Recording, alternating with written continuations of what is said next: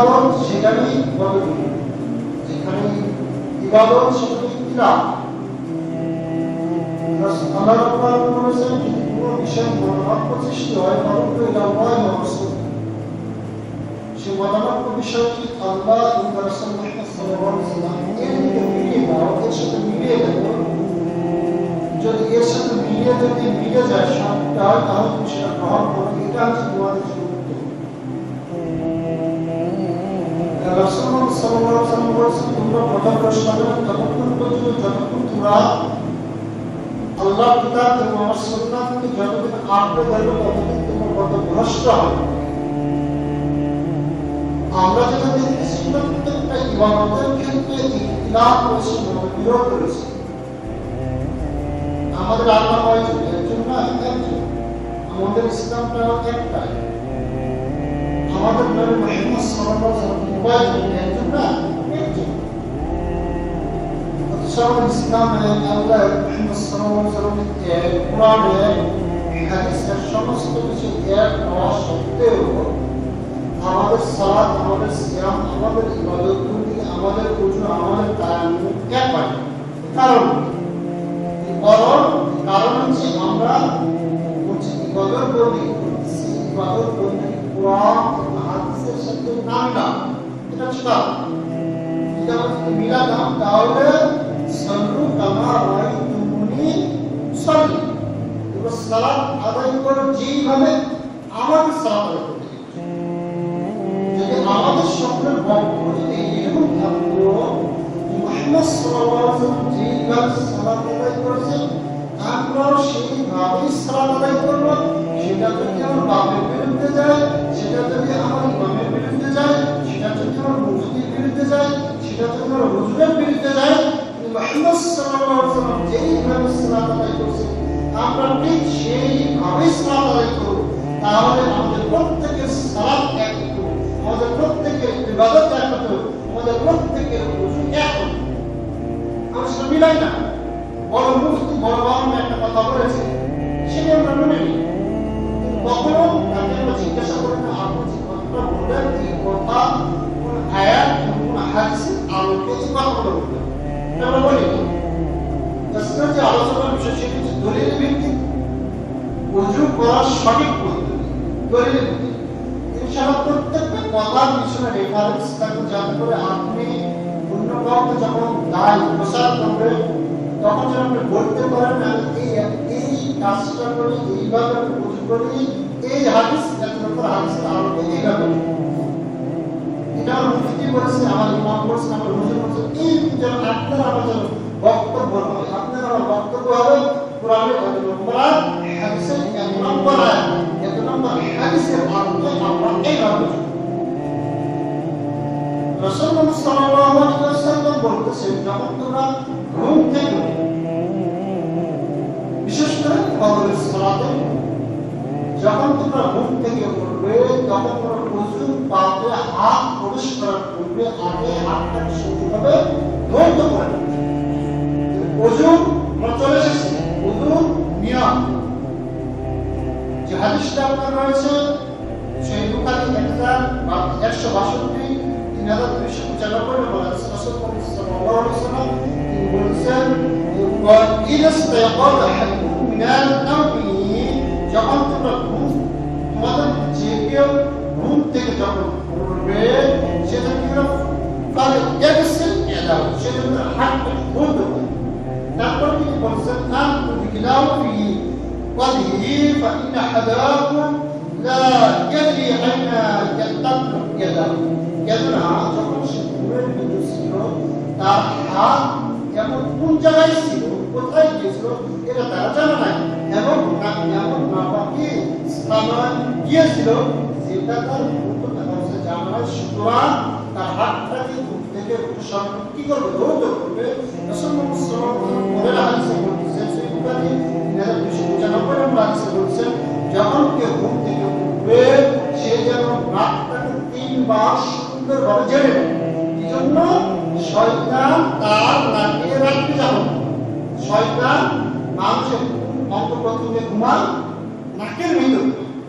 রাসূল বলেছেন শয়তান তার নাকের আগে যেমন করে সুতরাং তার নাকটা 3 বার ঝেড়ে এটা কখন ঘুম থেকে তারপরে ওযু কেমন করব তারপরে আমরা কি করব প্রথমে আমরা যে কাজটা করব সেটা হচ্ছে নিয়ত রাসূল সাল্লাল্লাহু আলাইহি ওয়াসাল্লাম বলেছেন ইন্নামাল আমালু বিন্নিয়াত প্রত্যেকটা আমল প্রত্যেকটা নিয়ত অনুযায়ী হয়ে থাকে সুতরাং ওযু ফজরের ওযু এক নিয়ত জোহরের ওযু এক নিয়ত আসরের ওযু এক নিয়ত ইশার ওযু এক নিয়ত মাগরিবের ওযু এক নিয়ত এরকম নাকি যে প্রত্যেকটা নিয়ত অনুযায়ী হচ্ছে সুতরাং আমাদের যে বাগদাদি কায়দা রয়েছে যে কোন কায়দা রয়েছে সেখানে দেখবেন ফজরের ওযু জোহরের ওযু আসরের ওযু নিয়ত ফজরের সুন্নাতের নিয়ত জোহরের সুন্নাতের নিয়ত ফজরের ফরজের নিয়ত জোহরের ফরজের নিয়ত ইত্যাদি নিয়ত সামান্য সূরা ফাতিহা মুখস্থ করানো যায় শুধু পাশাপাশি দুইটা সূরা মুখস্থ করানো যায় জোহরের নিয়ত মুখস্থ করবে না আসরের নিয়ত মুখস্থ করবে না ওযুর নিয়ত মুখস্থ কি মুখস্থ যার কারণে নিয়তের সাবি নাই না নামাজও পড়বো না নিয়ত এই মামলা নিয়ত হচ্ছে ইচ্ছা অস্বল আলাদা ইচ্ছা ও সংকল্প করা নিয়ত করা কিন্তু মুখে বলছে অন্তরে নিয়ত আরা এটাকে কি বলা জানেন মুনাফিক এটাকে কি বলা মুনাফিক আল্লাহ রাব্বুল আলামিন মুখেরটা নেন না বাইরেরটা নেন অন্তরেরটা নেন না বাইরেরটা নেন নিয়তের বিষয়গুলো আসলে কোথা থেকে অন্তর থেকে আমি নিয়ত সালাত আদায় করতেছি এখানে আপনি সুন্দর মানুষ সুন্দরভাবে সালাত আদায় করলেন কিন্তু সমস্যা সেটা হচ্ছে আপনার হুজুর রয়েছে ইমাম রয়েছে এখন আল্লাহ রাব্বুল আলামিন এই সুন্দরভাবে সালাত আদায় করবেন অন্তরে আপনার এই নিয়ত হয়েছে হুজুরকে দেখাবো আমি এত সুন্দর সালাত আদায় করতে পারি এত সুন্দরভাবে তিলাওয়াত করবেন আপনি দেখাবেন ইমামকে দেখাবো এত সুন্দর তিলাওয়াত করতে পারি এটা কোথায় তৈরি হচ্ছে অন্তর কোথায় অন্তরে ঠিক অনুরূপভাবে প্রত্যেকটা ক্ষেত্রে অন্তরে যে নিয়ত করেছে আল্লাহ রাব্বুল আলামিন সেই নিয়ত অনুযায়ী কি করবেন সব সেই নিয়ত অনুযায়ী আল্লাহ রাব্বুল আলামিন কবুল করবেন হাদিসে বিস্তারিত বর্ণনা আছে তিরিশ وإنما الإبن المعروف فمن كانت هجرته إلى الله ورسوله وما هجرته إلى الله ورسوله ومن كانت هجرته إلى دنيا يصيبها أو هجرة يتزوج فهجرته إلى ما هاجر إليه বুখারী মুসলিম কোন ব্যক্তি যদি আল্লাহ এবং রাসূলের উদ্দেশ্যে হিজরত করে আল্লাহ এবং আল্লাহ রাসূলের উদ্দেশ্যে কাজ করে এটা আল্লাহ গ্রহণ করবেন এটা আল্লাহ গ্রহণ করবেন কোন ব্যক্তির নিয়ত যদি শুধুমাত্র কেবলমাত্র কোন নারীকে বিবাহ করার উদ্দেশ্যে এক ব্যক্তি সালাত আদায় করে একটা মেয়েকে বিবাহ করার উদ্দেশ্যে এরকম হয় না বুঝতেছেন না বুঝতেছেন এক ব্যক্তি সালাত আদায় করে কন্যাদাত্রী লোকজন তাকে দেখতে এসেছে তখন বয়স ঘরের পরিবার বাপ মা সব চলো চলো আগে নামাজ আর সালাত আদায় করে আসে এই নারীকে বিবাহ করার উদ্দেশ্যে নারীকে বা নারীর যে অভিভাবক তাদেরকে দেখাচ্ছে আমরা 5 ওয়াক্ত সালাত মসজিদে গিয়ে জামাতে এসে আদায় করি যখন চলে যান জোহর সালাত আদায় করি যখন চলে গেল আসর সালাত পুরো সালাত আদায় করি তাহলে এটা কাকে দেখানোর উদ্দেশ্যে সালাত আদায় করি এই নিয়তটা কে বুঝে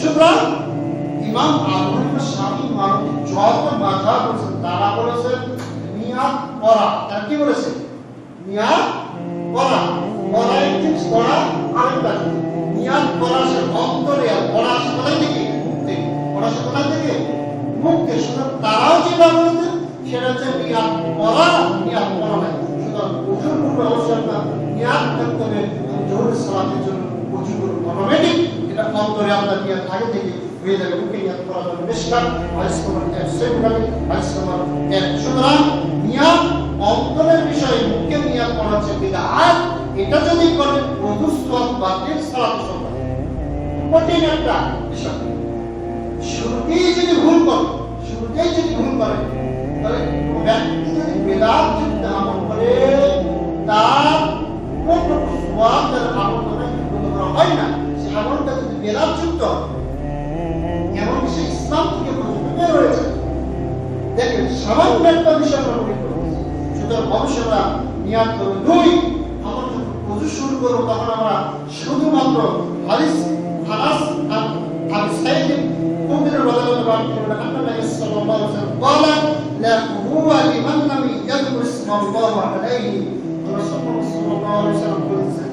ব্যক্তি ওযুর শুরুতে বিসমিল্লাহ পাঠ করলো না, যে ব্যক্তি ওযুর শুরুতে আল্লাহর নাম নিল না, বিসমিল্লাহ পাঠ করলো না, ওই ব্যক্তির ওযু হলো না, ওই ব্যক্তির ওযু হলো না। সুতরাং ওযুর শুরুতে শুধুমাত্র কেবলমাত্র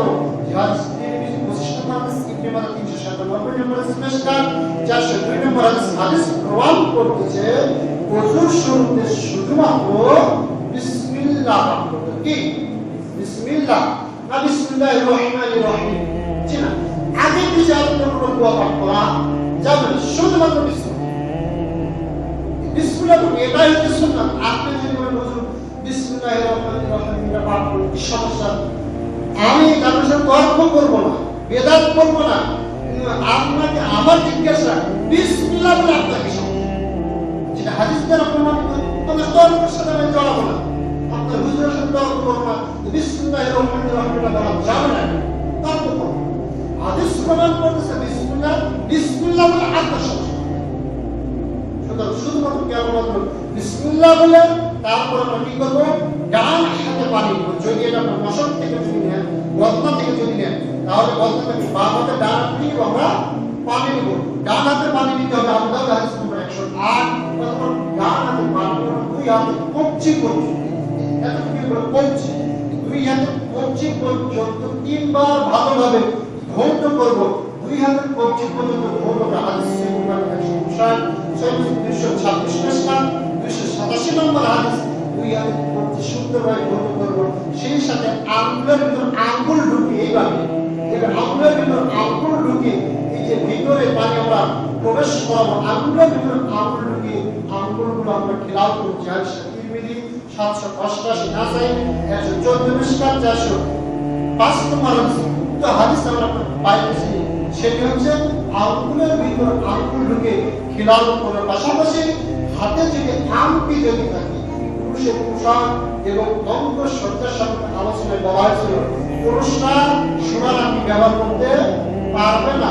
পুরুষরা কোন আংটি ব্যবহার করতে পারবে না?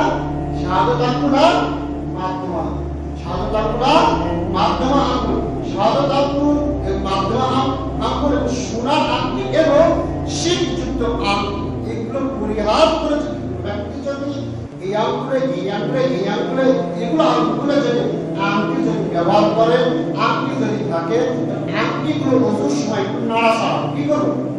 আংটিগুলো নাড়াচাড়া করবো, যাতে করে আংটির ভিতরে যে অঙ্গটা রয়েছে সেই অঙ্গে যেন পানিটা প্রবেশ করে। আংটি নাড়াচাড়ার মাধ্যমে সেখানে আমরা পানি পৌঁছানোর চেষ্টা করছি। হাদিস সহিহ বুখারী 165 নম্বর হাদিস। সুতরাং আমরা অবশ্যই সুন্দরভাবে ধৌত করব, আঙ্গুল দ্বারা আঙ্গুলের মাঝখানে সুন্দরভাবে খিলাল করব, আংটি যদি থাকে আংটিটা সুন্দরভাবে নাড়াচাড়ার মাধ্যমে পানি প্রবেশ করাবো।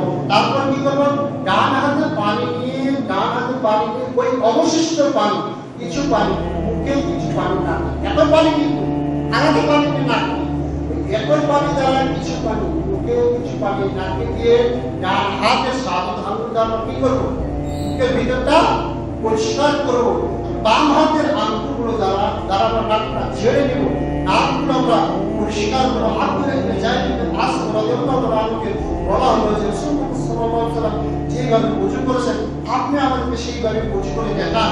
বিস্তারিত বর্ণনার পর তিনি বলতেছেন, এরপরে রাসূলুল্লাহ সাল্লাল্লাহু আলাইহি ওয়াসাল্লাম পাত্রের ভিতর হাত ঢুকিয়ে পানি এনে এক কোষ পানি নিয়ে একই পানি দ্বারা কুলি করলেন এবং নাকে পানি দিলেন এবং নাক পরিষ্কার করলেন। এইভাবে রাসূলুল্লাহ সাল্লাল্লাহু আলাইহি ওয়াসাল্লাম তিনবার করলেন। যে হাদিসটা আপনার রয়েছে মিশকাত 394 এবং 412 নম্বর হাদিস। এছাড়া রাসূলুল্লাহ সাল্লাল্লাহু আলাইহি ওয়াসাল্লাম আব্দুল্লাহ ইবনে যায়েদ قال رأيت رسول الله صلى الله عليه وسلم لما أدى واستنشق من الكف واحدة فعال ذلك ثلاثة। রাসূলুল্লাহ সাল্লাল্লাহু আলাইহি ওয়াসাল্লাম একই পানি দ্বারা মুখ পরিষ্কার করতেন, একই পানি দ্বারা নাক পরিষ্কার করতেন, এইভাবে তিনি তিনবার করতেন। সুতরাং আরেকটি যে পয়েন্ট এখান থেকে আমরা পেলাম সেটা হচ্ছে পাত্রের ভিতর হাত প্রবেশ করে রাসূলুল্লাহ সাল্লাল্লাহু আলাইহি ওয়াসাল্লাম পানি দিয়েছেন। কিসের ভিতর? পাত্রের ভিতর। তাহলে যে ওযু যখন করতেছি এই পানি কি আমাদের হাতের লেগে থাকে না? তাহলে ওই লাগা পানি কিন্তু পাত্রের ভিতর প্রবেশ করাচ্ছে। আর আমরা মনে করি যে হাতের পানির ওজু শরীরে পড়লে ওজন নষ্ট হয়ে যায়। এটা আমাদের ধারণা। ওজন পানি শরীরে লাগা যায় না। আলোচনায় আসবে, বিস্তারিত আলোচনায় আসবে কি কি উদাহরণ আমাদের দিতে হচ্ছে, হাদিস কি কি গাউল করছে। আমাদের একটা ধারণা ওজন রক্ত প্রবাহ যে অঙ্গের যখন অঙ্গন দেওয়া হয়, সেই অঙ্গের পানি যদি শরীরে লাগে তার ওজন বাতিল হয়ে যায়।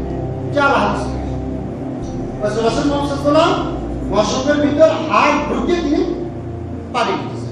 এই জিনিসটা হাদিস থেকে আমরা যেটা পেলাম। তারপর যেটা হবে সেটা হচ্ছে আপনার কপালের গোড়াতে, তাহলে আমরা কি পেলাম, মুখ ধুলাম, নাক ধুলাম। এখন আমরা কি করবো, সমস্ত মুখমণ্ডল ধুতে করবো। কপালের গোড়া থেকে দুই কানের লতি সহ লতি করা, এই লতি সহ থুতনি রুহুর পর্যন্ত সমস্ত মুখমণ্ডল আমরা 3 বার ধুতে করবো। বুখারী হাদিস নম্বর 287 নম্বর হাদিস।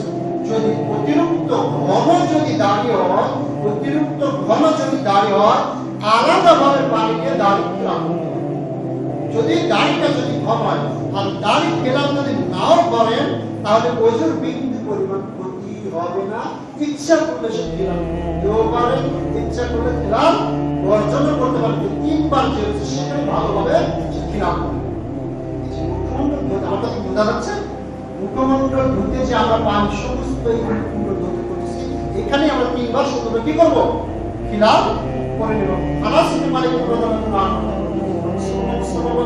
করার সময় হাতে এখন যে পানি নিতে, তারপর ওই পানি চোয়ালের নিম্নদেশে থুতনির নিচে লাগে দাঁড়ি খিলাফ করতেন। কেউ বলতেন আমার ওয়াল প্রতিপালক আমাকে কোরআনই নির্দেশ দিয়েছে, তাই তিনি আলাদাভাবে পানিকে দাঁড়িগুলো খিলাফ করতেন। হাদিস আবু দাউদ 145 তিরমিজি 31 সনদ সহিহ। সুতরাং আপনি চেষ্টা করবেন এইভাবে করার। মুখমণ্ডল শেষ। এখন আমরা কি করব, ডান হাতে পানি নিয়ে প্রথমে ডান হাতে ভূমি পর্যন্ত 3 বার ধুতে করব, তার বাম হাতে ভূমি পর্যন্ত 3 বার ধুতে করব। হাদিস বুখারী 140 নম্বর হাদিস।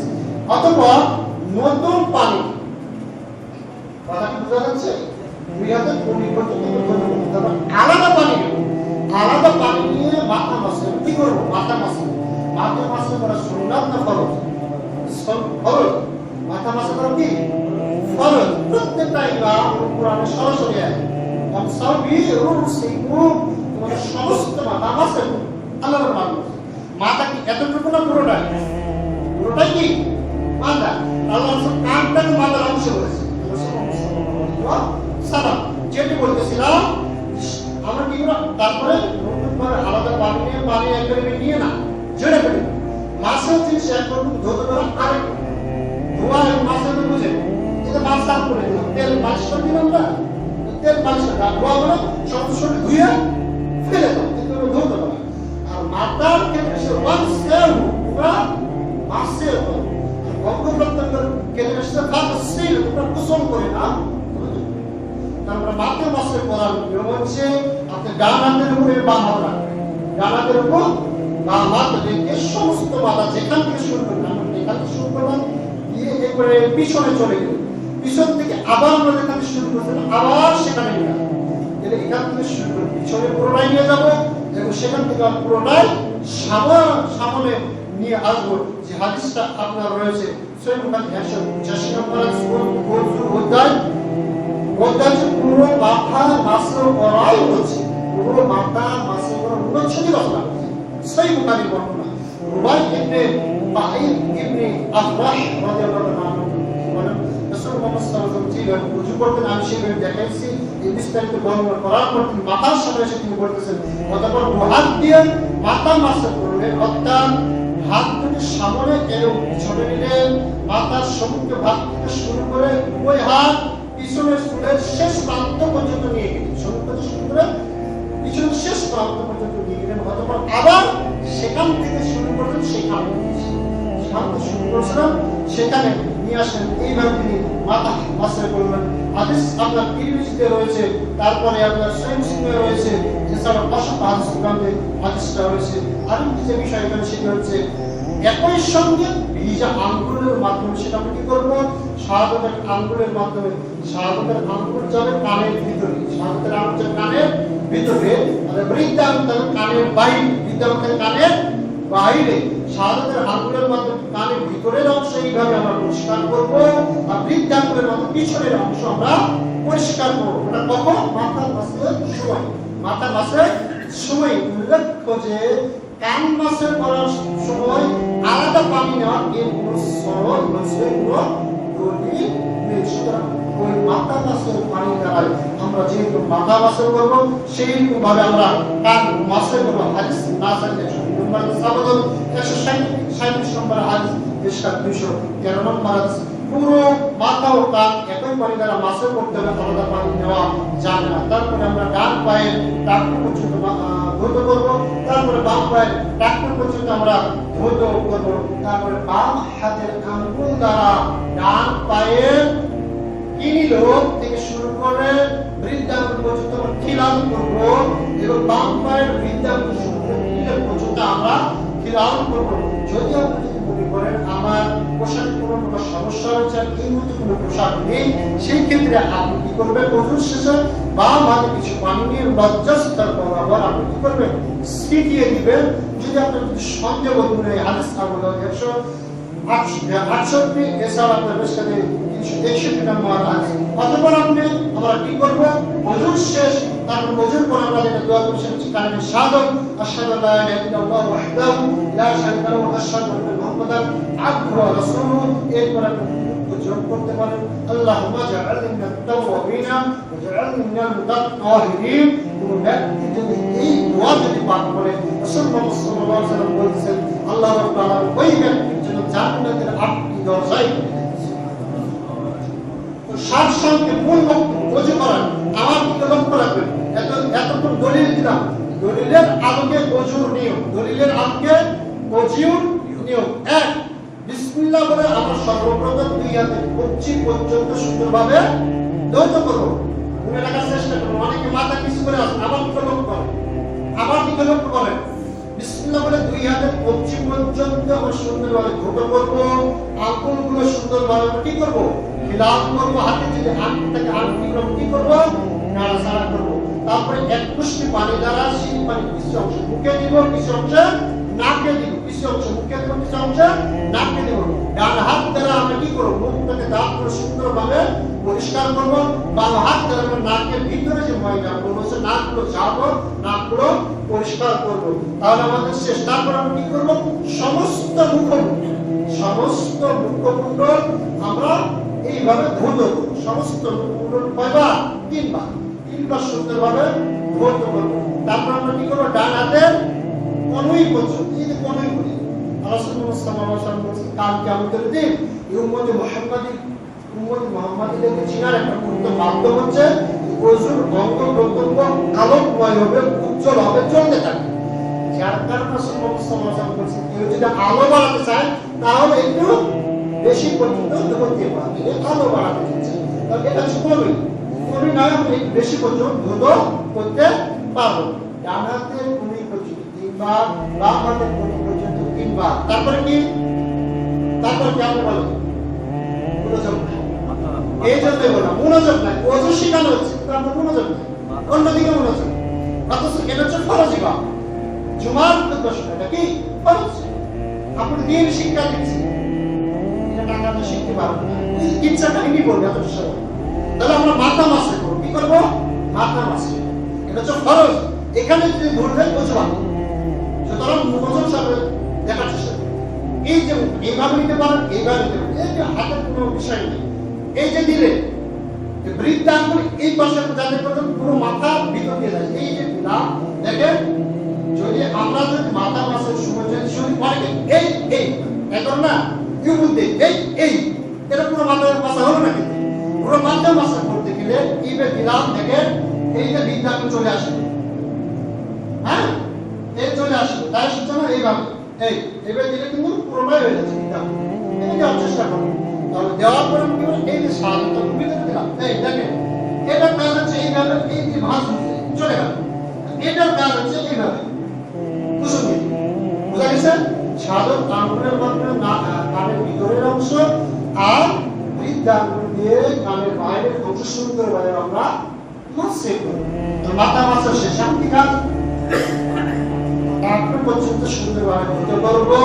এই আঙ্গুল দ্বারা এই আঙ্গুল যে আঙ্গুল আপনার পায়ের লোকের ফাঁকের ভিতরে ঢুকে এক কথায় সে আঙ্গুল দ্বারা কি করবো ডান পায়ের ইলোক থেকে বৃদ্ধাঙ্গুল সুন্দরভাবে কি করবো এইভাবে খিলাফ করবো আর এখান থেকে এইভাবে আমরা সুন্দরভাবে কি করবো খিলাফ করবো ডাক করবো রাসূলুল্লাহ সাল্লাল্লাহু আলাইহি ওয়াসাল্লাম তাদের করবেন এমন মুসলিম এমন মধ্যে এক ব্যক্তি আসবেন কিন্তু তার টাকুর কিছু অংশ ভিজে না আপনি সহজ মানেন না আল্লাহ রাসূলুল্লাহ সাল্লাল্লাহু আলাইহি ওয়াসাল্লাম নিয়ে যাও আবার ওযু করে আসো একবার পুরো ওযু করে নিন এটা একটু সহজ ব্যাপার হচ্ছে আমাদের অনেকে পারাপারি করি ওযুতে যত পারাপারি ওযু আর যত পারাপারি রুকু আর যত পারাপারি সিজদা কি জন্য জানেন তিন জায়গায় পারাপারি কারণ হচ্ছে রাসূলুল্লাহ সাল্লাল্লাহু আলাইহি ওয়াসাল্লাম বলেছেন সালাত তিন ভাগে বিভক্ত এক ওযু সুরু ওযু হচ্ছে একবার ওযু যদি নষ্ট হয় তো সালাত বাকি সালাত আলাদা করব হবে না আর ফরজ যদি মাথা মাসের দ্বারা মাথা মাসে যদি ঠিক যদি না হয় ওযু কি হবে তারপর মাথা মাসে হবে দেখো মাথা মাসের সময় কম ওযু এই অনেকে এই ভাবে ঘাড় মাসে করতেছে ঘাড় মাসে করা আশ্চর্য এটা মাসে করতে পারবো কি ঘাড় হয় এই যে তামানি মাসে করতেছে এটা ওদের সই করা যাবে না ঘাড় মাসে করা যাবে না তারপর সুন্নাহ মুসতাহাব করতে হবে রুকু হচ্ছে সালাতের একবার কারণ যদি রুকু যদি বাতিল হয় রুকু যদি ঠিক যদি নয় তার সালাত বাতিল কারণ যদি সিজদা যদি ঠিক যদি নয় সিজদা যদি আল্লাহ দ্বারা গ্রহণযোগ্য যদি নয় তার সালাত বাতিল ওযু যদি ঠিক না সালাত বাতিল রুকু যদি ঠিক না সালাত বাতিল সিজদা যদি ঠিক না সালাত বাতিল আসল তিনটা ক্ষেত্রে কিন্তু আমরা পাবো তিনটার ক্ষেত্রে দৃষ্টির সহিত এই ওযু করার তৌফিক দান করুন সকল সাল্লাল্লাহু আমি যদি সঠিকভাবে যদি ওযু করতে পারি রাসূলুল্লাহ সাল্লাল্লাহু আলাইহি ওয়াসাল্লাম বলেছেন আত্মরুল শাত্রুল ঈমান ওযু হচ্ছে পবিত্রতা অর্জন হচ্ছে ঈমানের অর্ধেক আমরা যদি সঠিকভাবে যদি পবিত্রতা অর্জন যদি করতে পারি তাহলে অটোমেটিক আমরা ঈমানের অর্ধেক পালন করে দিলাম সুবহানাল্লাহ রাব্বুল সুবহানাল্লাহ দলিল ভিত্তিক ওযু সালাত ইবাদত করতে নিয়ম যে সে আমল করার তৌফিক দান করুন সকল আল্লাহু আমিন।